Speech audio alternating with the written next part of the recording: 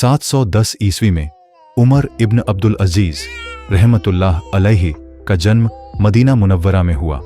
उनका ताल्लुक उमय्यद खलीफा के एक प्रभावशाली परिवार से था, लेकिन उनका पालन पोषण फिजूल खर्ची और दिखावे से दूर किया गया। उन्हें बचपन से ही ज्ञान की ओर झुकाव था।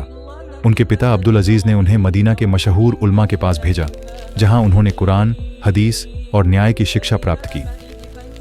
उमर इब्न अब्दुल अजीज रहमतुल्लाह अलैहि ने छोटी उम्र में ही इस्लामी कानून और प्रशासनिक मामलों में महारत हासिल कर ली। उनके गुरु सईद इब्न अल मुसय्यब उनके अदब और ज्ञान से बहुत प्रभावित थे। जब वे युवा थे तो उन्हें दमिश्क के गवर्नर के रूप में नियुक्त किया गया। उनके नेतृत्व में न्याय और ईमानदारी को प्राथमिकता दी गई, जिससे लोग उनसे बहुत प्रभावित हुए।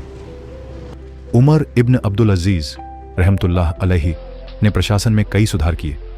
उन्होंने सरकारी खर्चों को कम किया और जनता की सेवा को ही असल शासन माना। जब खलीफा सुलेमान बिन अब्दुल मलिक का इंतकाल हुआ तो उमर इब्न अब्दुल अजीज रहमतुल्लाह अलैहि को खलीफा घोषित कर दिया गया। यह उनके लिए एक बहुत बड़ी जिम्मेदारी थी। खलीफा बनने के बाद उन्होंने सबसे पहले एक ऐतिहासिक भाषण दिया।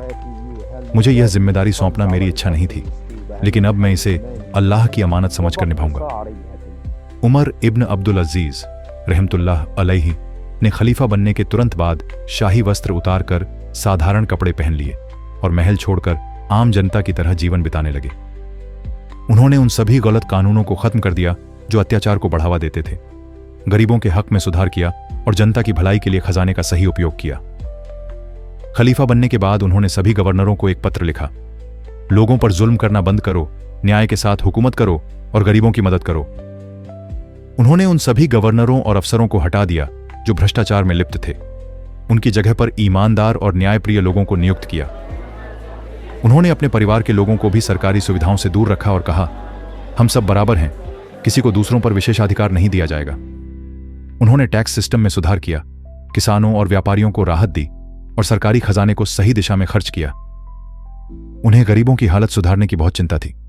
उन्होंने अनाथों, विधवाओं और जरूरतमंदों के लिए विशेष भत्ते जारी किए। उन्होंने पूरे साम्राज्य में शिक्षा और इस्लामी ज्ञान को फैलाने के लिए स्कूल और मदरसे स्थापित किए। उन्होंने आदेश दिया कि किसी को भी अन्याय न सहना पड़े, जुल्म करने वालों को कड़ी सजा दी जाएगी। उनकी पत्नी फातिमा बिन्त अब्दुल मलिक भी बहुत नेक और धर्मपरायण थीं। उन्होंने भी अपने आभूषण और धन गरीबों में बांट दिया। खलीफा होते हुए भी उमर इब्न अब्दुल अजीज रहमतुल्लाह अलैहि खुद बहुत ही साधारण जीवन जीते थे।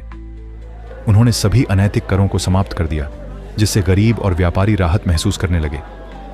उनका शासनकाल इस्लामिक इतिहास में सबसे न्यायप्रिय और ईमानदार शासन के रूप में जाना जाता है। सुधारों के कारण कई अमीर लोग उनके खिलाफ हो गए, लेकिन उन्होंने कभी अपने सिद्धांतों से समझौता नहीं किया। शाही परिवार के कुछ लोग उनके खिलाफ साजिशें करने लगे, लेकिन वे अपने इरादों से पीछे नहीं हटे। उन्होंने इस्लामिक हुकूमत को फिर से न्याय और करुणा की राह पर ला खड़ा किया। उमर इब्न अब्दुल अजीज रहमतुल्लाह अलैहि की खलीफाई को आज भी एक स्वर्णिम युग माना जाता है। यह तो बस शुरुआत थी, आगे उनके जीवन में और भी महत्वपूर्ण घटनाएं घटने वाली थीं।